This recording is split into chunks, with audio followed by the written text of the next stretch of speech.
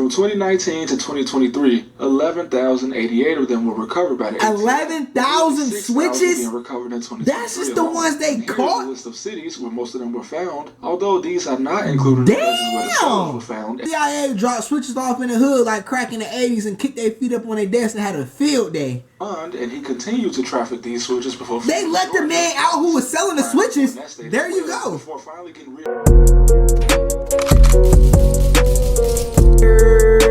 What's going on, JB? We back with this video. You already know what it is. You already know what to do, man. My bad, bro. You ain't getting no video yesterday, bro. I got into a crazy ass car accident. No cap, bro. But today, bro, we gonna be talking about who put the switches in Chicago, bro. No cap, bro. It's like one day it wasn't no switches. Next day, everybody has switches. No cap. But we finna check it out. So y'all like, comment, subscribe. Let's hop right into the video. When I first figured out that kids in Chicago had somehow got their hands on a device that turned into a semi-automatic weapon, I thought, damn, these kids advanced. Back in my day, people were stealing revolvers. Oh God, I had that 38. Or just paying the guy in Indiana for something and then scratching the serial number off. They must have just 3D printed this, I thought, because correct me if I'm wrong, it might not be where they first landed. Them 3D printed switches? Hell no. In Chicago, yeah, go get killed. Of a switch, at least that I heard. And turns out I was right about the 3D printers, which according to some sources made it as cheap as $20. $20 for a switch?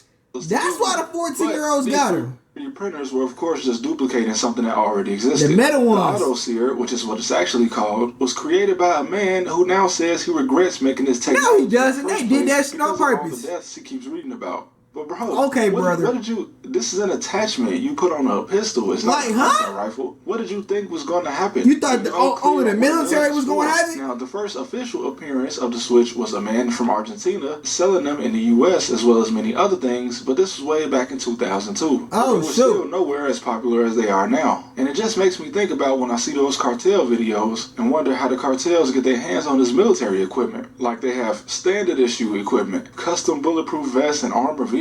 Oh, the only thing that's stopping the gangs in the U.S. from looking similar is honestly the fact that the guys using them on the street are not organized gangs like the Mafia. No cap. One of the very active families associated with the Soderno group in Canada I covered in one of my videos. There is no organized gang in Chicago, at least, and unlike in some parts of California, all that shit disorganized as hell.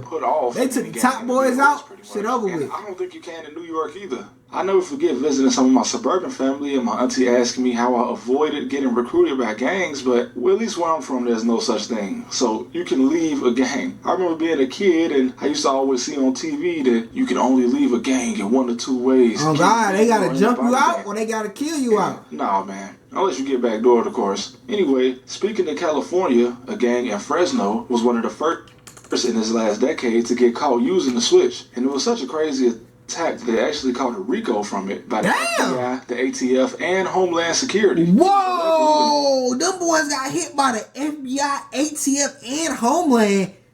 Who the hell they killed? The president? God damn! Mongolian Boys Society, when they met up at a vacation rental to plan how they was gonna get back from one of their homies that was allegedly killed by an Asian Crip. There was 6 men in total, and 3 of them were just looking at us. Okay, Jay Wayne, fired the Johnny switch to a Zane, crowd and called a Wayne. homicide. But it doesn't look like the FBI knows where they got this device. Now, going back to the guy that was first caught selling them in 2002, the ATF discovered that his business was booming and he had sent and or received 6,500 emails within a 30-day period. Damn! That boy was getting them hoes out. Some of his equipment came from a foreign country, and which country comes to mind when you think of mass-producing someone else's invention? China. In 2019, the ATF found thousands of them that were illegally imported from China. China be like, yeah, we're gonna get these hoes to them niggas. And who sent it overseas? And why? They seem to hit every major city at the exact same time. No cap. The only city that I noticed they all hit the exact same city, cause you know who. Curb how many arrived on the streets is New York. First, it was just in the underground black market, with not just anyone having the ability to sell them. No man cap. in Chicago was found in 2020 to have been selling switches, and during a meeting with an undercover ATF agent posing as a buyer, he told the agent that if he wanted to buy, he should buy quickly because they're gonna get bought up by the people who want to shoot some people. Referring to no cap. No cap. And of course, Chicago. Chicago, they let this man out on Bro, CIA dropped switches off in the hood like crack in the 80s and kicked their feet up on their desk and had a field day. banned, and he continued to traffic these switches before. They let the man out who was selling the switches. There you go. Before finally getting rearrested 2 years later and sentenced around the same time. Come on now, bro.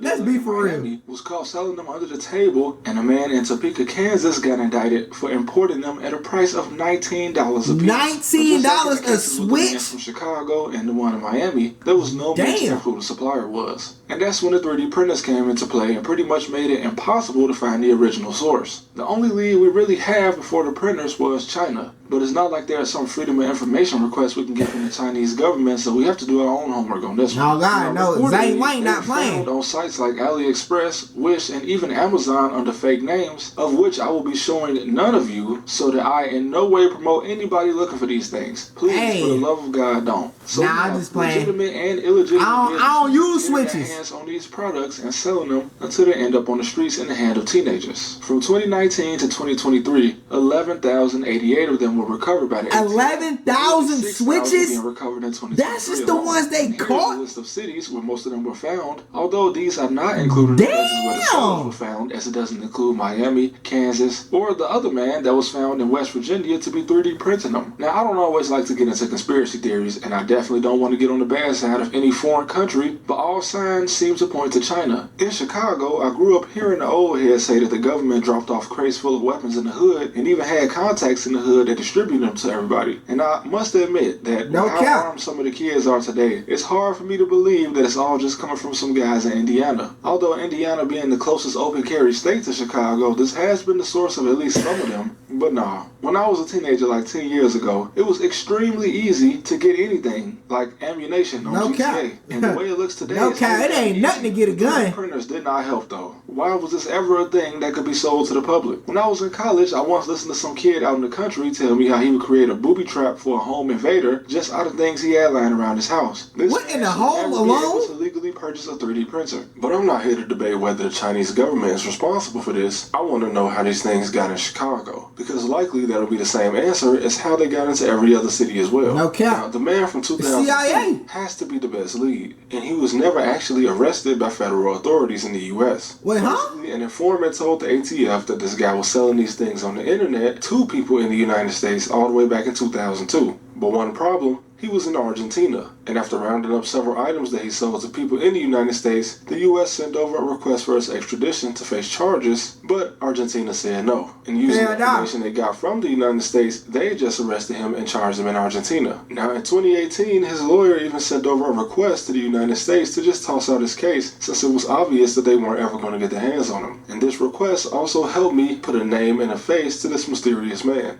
Ricardo de Cernia, or just Richard. Now, he's an older man living in Martinez, an affluent suburb of Buenos Aires, and apparently, he was just an all-out arms dealer who sold equipment to rival groups fighting in Brazil as well. He was supplying the whole hood. Brazil video.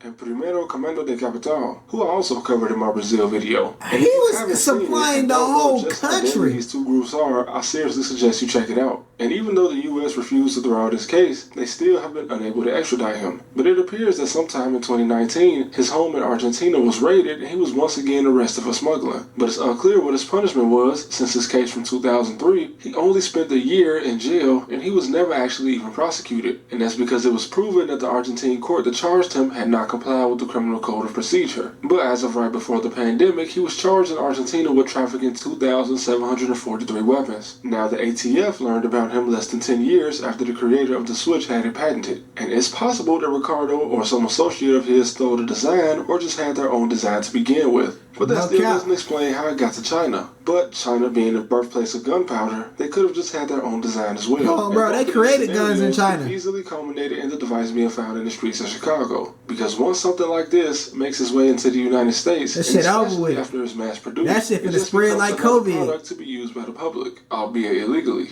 And I doubt if the guy in Chicago that was arrested even knew the original source, because by 2019, it was already available for sale online. And just because a man in the U.S. had the design patented, that doesn't mean that he was the first to come up with it. Likely, this was just something that was bound to spread once it was created. Just as humanity has come a long way from the musket and the blunderbuss, the march toward destruction is ongoing. But at least it's not as bad as it was when I was a kid. Back in those days, getting caught with a gun in Chicago meant that you would do like 60 days and be back on the streets. Now, at least half They just take it and let you If go. you get caught with a switch, you don't have to worry about your local police because the Alphabet Boys are picking up all of these cases. But there's no real need for something so destructive to be on the streets in the first place. And it just reminds me of a rapper. He might have been promoting the violence, but when Young Pappy said 2-3 shots he hit the ground don't need a lot of rounds, it at least made more sense than what's going on today.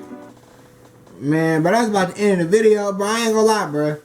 If you ain't got a switch, gang, I don't know what to tell you, bro. Like, shit, you get caught with that bitch, gang. Yeah, going up the road. No bullshit. Especially if you got drugs, too. You're cooked, buddy. And plus, bro, like, if you actually know how to shoot, bro, you don't need a switch, bro. Like, switch is like close up, walk them down. Yeah, but y'all be trying to shoot from across the street with a switch, and you really don't even know how to shoot with a semi. So, hey, man, if you got some video, I appreciate you for watching. Like, comment, subscribe to 1,000 subscribers. Tap into my second reaction channel, JBsiah, 2, link in the description. Tap into my clothing brand, JungleBredClothing, link in the description. Man, y'all start up, get you some money. All love, JBsiah, we out.